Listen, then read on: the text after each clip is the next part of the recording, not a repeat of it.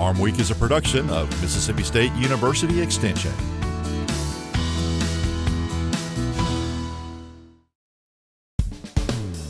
I'm Troy Moling. And I'm Leighton Spann. Today on Farm Week, we're doing something a little different. We're heading outside the studio and going on the road. That's right. We'll have an interview with Mississippi Farm Bureau President Mike McCormick. He'll talk all about the things Farm Bureau is doing to make sure farmers remain successful in an ever-changing industry.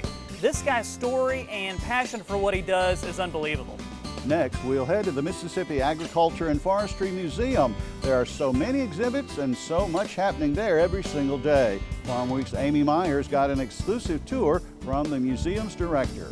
And we sat down for a one-on-one interview with Bill Pygott. He's a member of the Mississippi House of Representatives and chair of the Agriculture Committee.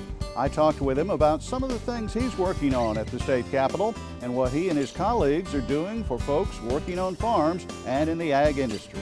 Leighton, it's going to be a really fun time. I can't wait to get started. Well, the wait is over. Farm Week starts right now.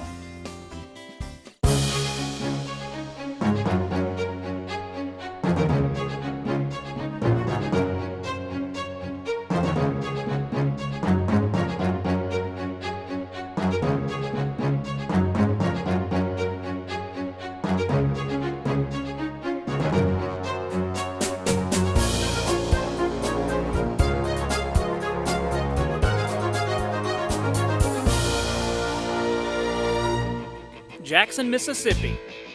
It's known as the Crossroads of the South, or the City with Soul. It's a place that's been recognized for its southern hospitality from its people and its southern comfort from its restaurants.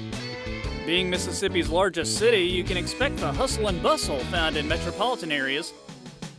But through it all, Jackson is able to keep its small town feel alive. And it's that small town atmosphere with a sprinkling of big city living that permeates through the rest of the state. Country living is still in full force here, and its place in helping Mississippi's ag industry can't be understated. Fortunately, there's the Mississippi Farm Bureau. Land, scholarships, insurance, you name it. The Mississippi Farm Bureau is run by farmers with the goal of making farm life a little bit easier for its more than 192,000 member families. Hey Mike, how are you? Good to see you, man. Good, Troy. How about you? I met up with Bureau President Mike McCormick, who was on site at the Jackson Fairgrounds conducting some business. No horsing around here. I wanted to learn a little more about him and what Mississippi Farm Bureau is doing for farmers across the state. When farmers have talked to you, what are some of the things that they really appreciate that Mississippi Farm Bureau has done? We have so many wins. If you look at our legislature just a few years back, we worked on an eminent domain issue where nationally some of the states were taking our private property and using it for private use. Mississippi Farm Bureau got together with some legislators and said that was wrong, that we need to use eminent domain for what its intended purposes were. And we actually had to go to initiative on a ballot to get that situation fixed. That was a big win for us, but we win things on a daily basis for our farmers, whether it's fighting a little small battle on an issue for a single farmer, or if it's something for the whole state or nation. We're working on those every day. So obvious to anybody who lives here, Mississippi is such a great place to be a farmer. What makes it such a great place to be a farmer? I think it's the diverse climate and soils that we have here in Mississippi. It allows our people to grow anything from catfish to sweet potatoes. In the Delta region, our ground there is just, we're blessed with some of the richest farmland on the planet. When you move around the state, the ground is more suitable for other things.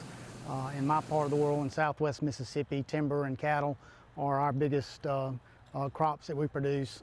When you get over in the southeastern part of the state, vegetables, blueberry crops, and poultry is big. Poultry's huge. Poultry's huge. It's our number one industry here in Mississippi. Agriculture is our number one industry. Poultry is at the top of that. So poultry has been a wonderful, wonderful thing. It allows people that wouldn't have a lot of acreage out there to be able to go back to their farms and make a living on the farm. We're very proud of our poultry industry. Do we talk about catfish too? Catfish, our catfish guys have struggled a little bit in the past, but we're coming back strong. We have some challenges out there. We have some importation of catfish that isn't really catfish. It's not safe to eat. we had to do a lot of work to get a lot of our inspection rules in. It's been under attack now for the last couple of years to stop that. And Mississippi Farm Bureau, along with catfish industry groups, have spent a lot of time in Washington protecting our catfish industry. Yeah, and that's just one of the programs that Mississippi Farm Bureau is helping farmers with. What are some other programs you guys are doing? We're really proud of all of what we do, but I think helping our young farmers and ranchers get started and giving them a platform to where they can be involved with an organization that gives them a voice as a whole instead of a single voice is most important to them. But we put a lot of time and effort in that program. I encourage the young kids in the state of Mississippi to reach out to their local county farm bureaus and get involved. They'll find that it's very educational, but also a time to meet people that are doing the same things as they're doing, hearing the challenges that they're having on their farms, and network between themselves with people that they'll know the rest of their lives. One thing you seem really excited about is farm families. What's the deal with that? A little before 2010, a group of us got together and decided we needed to do a whole lot better job of telling our story about agriculture here in the state of Mississippi. What we find is there's a lot of misconceptions about what farmers do, how we take care of our land, how we take care of our crops and our livestock. So we got together and decided we needed a group, an organization outside of Farm Bureau, and we established the Farm Families of Mississippi. And what we do is we do a lot of education and outreach through television ads, television commercials, billboards, and through social media to let everybody here in Mississippi know what our farmers are doing and Mississippi are doing for them on a daily basis. The partnership between Mississippi Farm Bureau and Mississippi State Extension is also pretty unique. We have a perfect partnership with Mississippi State. I'm very lucky to have this partnership that other state farm bureaus don't have. They come to Mississippi and they're envious of what we have, but we've always looked at it as working hand in hand on behalf of our farmers in the state. We go through so many different programs, and with Extension, they develop so many different ideas for our farmers. They're the ones that are responsible for all of the cutting edge technology that we're seeing for our farmers that keeps us in business. But for Mississippi Farm Bureau, what we depend on them for is the information that they can give back to us. One thing that I'm very proud of that we work on with Mississippi State is a fact book that we develop with Extension every year. And these are something that we hand out to the legislators. We keep in our county offices for anybody that comes in and explains each county and each commodity that we have and how much of an impact that is for that county and state.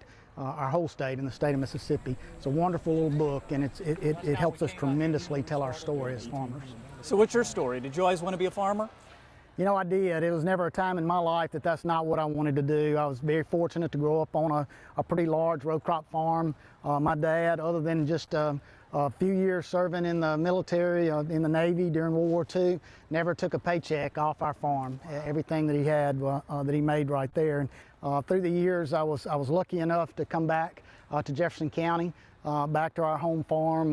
My dad's passed away, and I have my cattle operation there and on a adjoining farm that I bought. There's not a day in my life serving as a Farm Bureau president that I would consider myself anything other than a farmer. That's who I am, and that's what I love to do, and I just thank the Lord that He's given me this opportunity and hope that I'm able to do it the rest of my life. Still ahead on Farm Week. One of the things that we really try and build on are the stories. A lot of what you find in agriculture and rural life is not written down. Take a trip through history with the Mississippi Agriculture and Forestry Museum. Farm Week's Amy Myers got a personal tour and will tell us why it might be a good field trip for you and your family.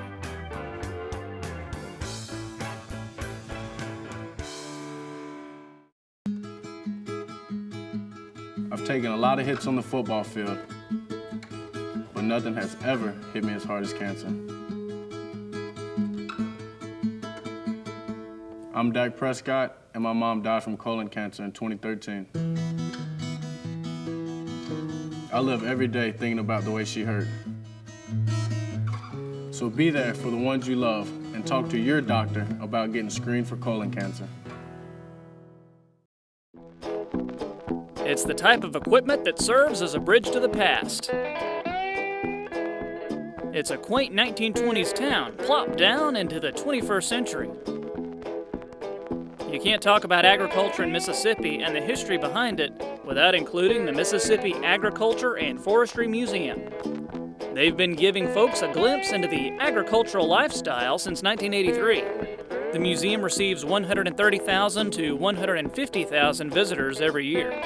Agriculture enthusiasts from all over the world stop in Jackson for a step back in time and an experience you won't get anywhere else. I was talking with an ag pilot a couple months ago who's from Israel. Yeah, he'd come and he was here for a conference, and he wanted to stop by because we actually have the National Agriculture Aviation Museum here as well. And you'll be flying high too after a fun-filled day at the Ag Museum.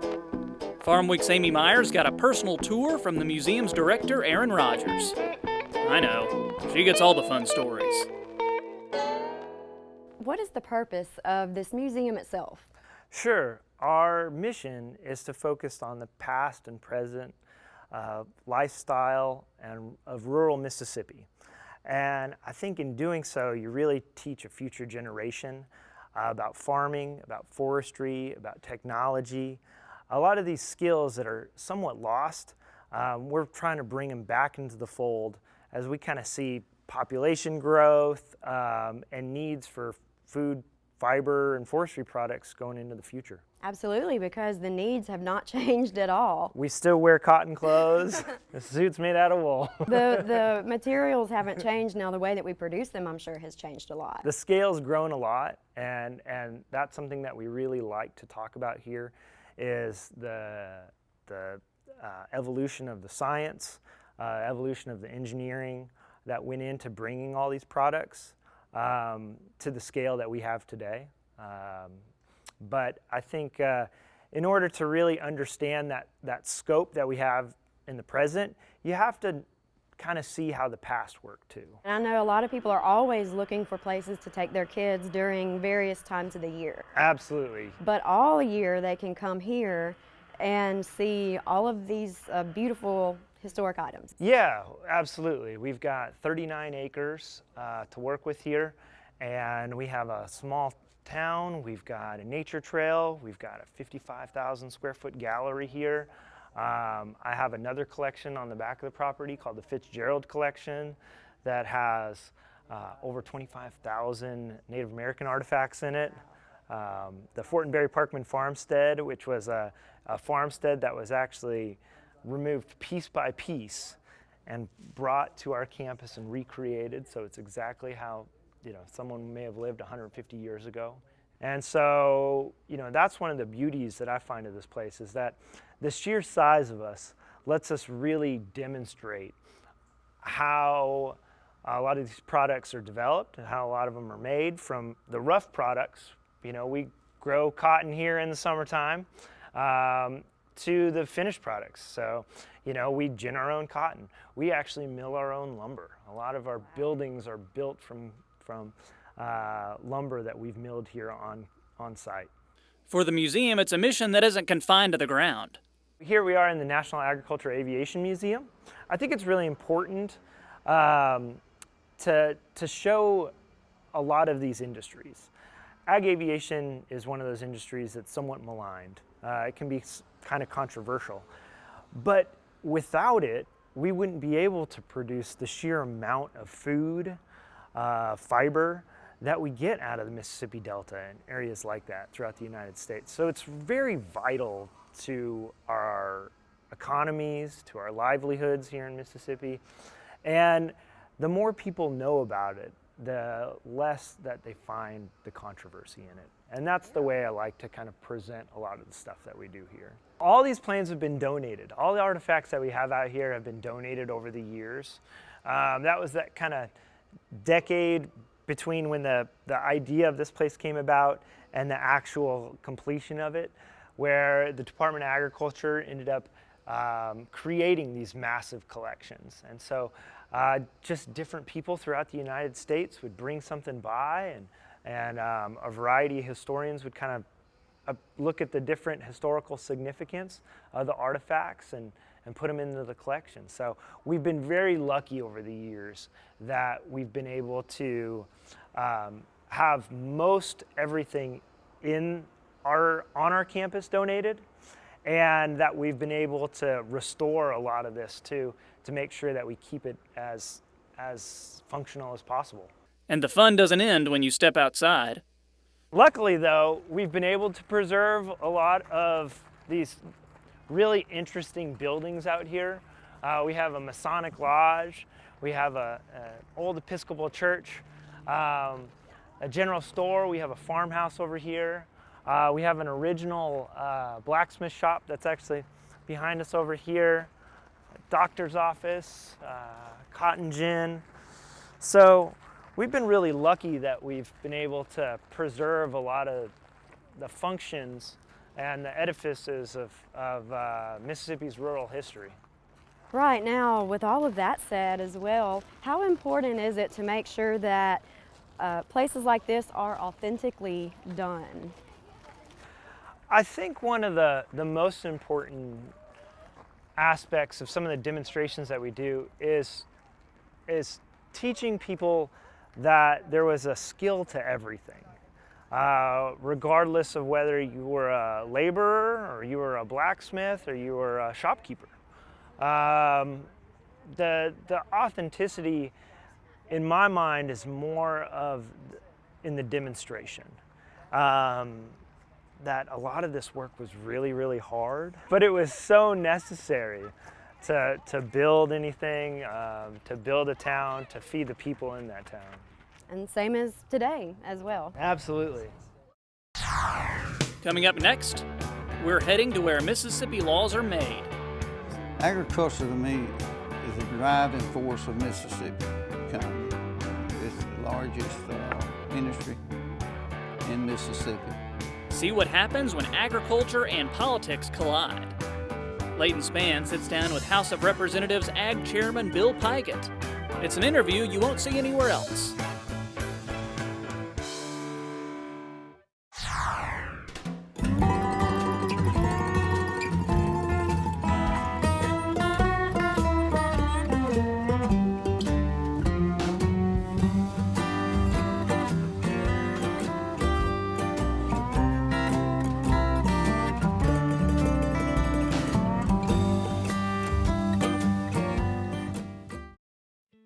It's a simple idea. Knowledge that transforms lives shouldn't be limited to those on a campus, but extended to any and all who want or need it, wherever they are.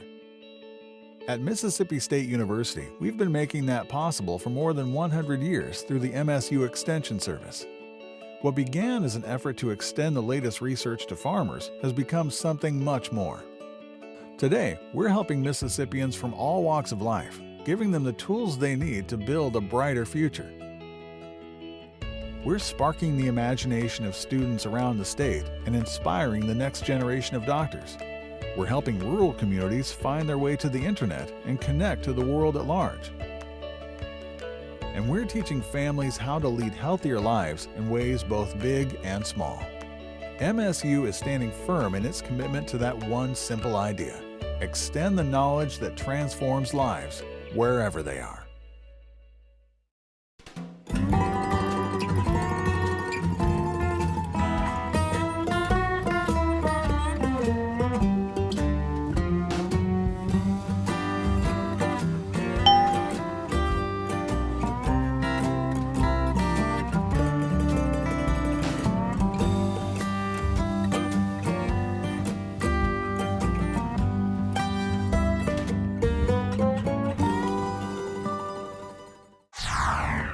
It's time to get back down to business. And one place that's all business, the Mississippi Capitol building. It's Jackson's epicenter, and within these marble walls where laws impacting Mississippians are born. The House Agricultural Committee is the second biggest in the Mississippi legislature and headed up by Representative Bill Pygott. He gave our own Leighton Spann a wide-ranging interview into how he got started in the political realm and what his team is doing for the betterment of the state's farmers.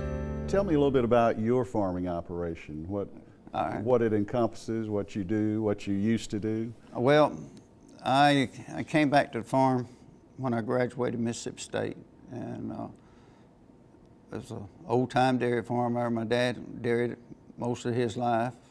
My grandfather started dairying with my dad years ago, and it just kind of evolved into the main operation as cotton left the South. It's been a good life. I can't complain. Raised a family, 2 children on it. It's a great place to raise children. It's constant work. You can learn how to work on a farm, but I dairied until I got elected to the House of Representatives, and shortly after I got elected, I dispersed the dairy. Then I transitioned into beef on my farm. How does a South Mississippi farmer transition into politics? How did that come about?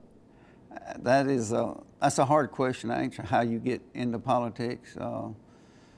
Politics always have been interesting to me.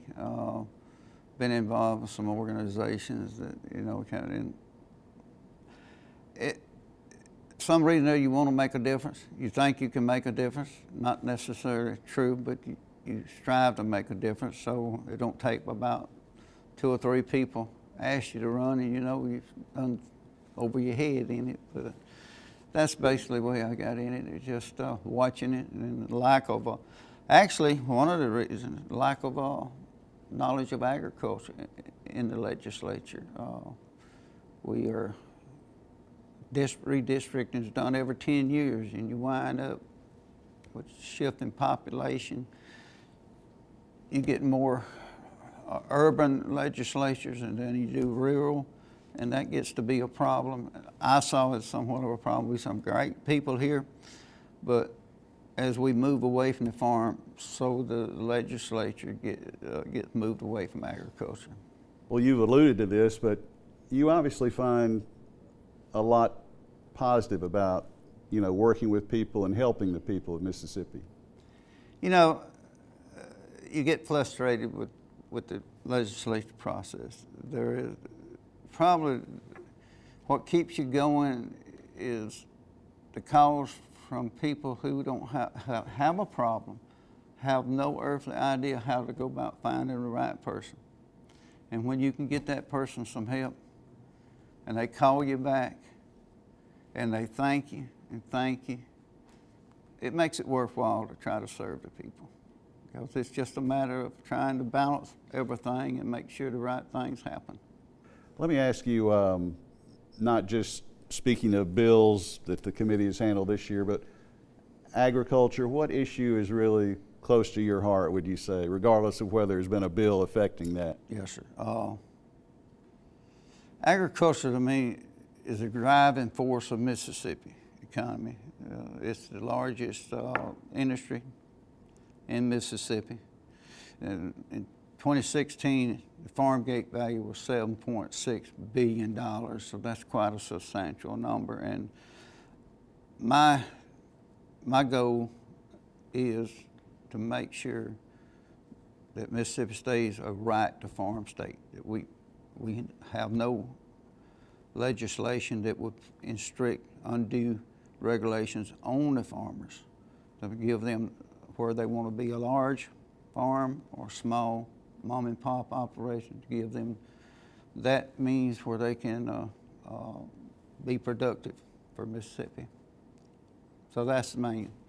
I think we're looking at something that's going to hurt down the road is water rights. That seems to get to be more and more of an issue, but also some of our environmental restrictions. So it's my goal to try to keep it as simple, for as complicated as it is to farm, to make it where they can farm the best they can.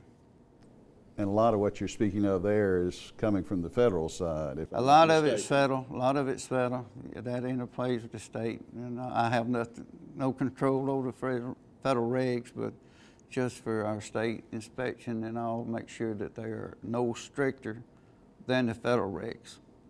As a farmer, what concerns you the most when you look at the future, what's down the road here in Mississippi? Age of the farmer is getting to be, and it seems to be a issue every year. We don't have as many young people going into farming that we can, that should be, I think. It's very difficult to walk off the street and be in the farming business. It takes a huge investment. And most families, young families nowadays, they don't want to be tied 24/7 to a farm. So there's other opportunities. But I think that's one issue we're facing. I think we're facing other issues of competition for our natural resources that we got for farming, and also just the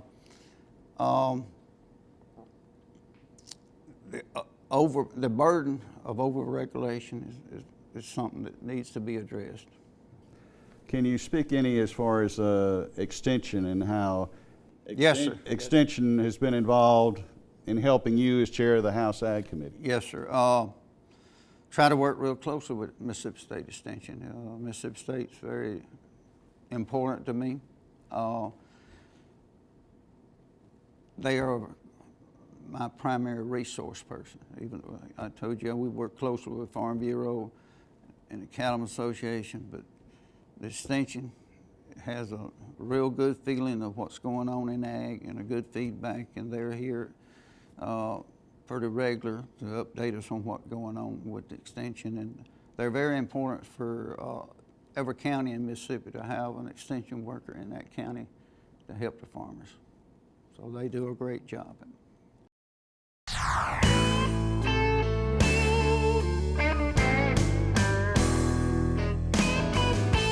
And we want to thank Bill Pygott, the Mississippi Farm Bureau, and the Ag Museum for all their help with today's show. And we want to thank you for joining us too. We hope you've learned something today. Remember, you can check out Farm Week online through the Mississippi State Extension website. And connect with us through social media to join in on the conversation. We'll see you next time.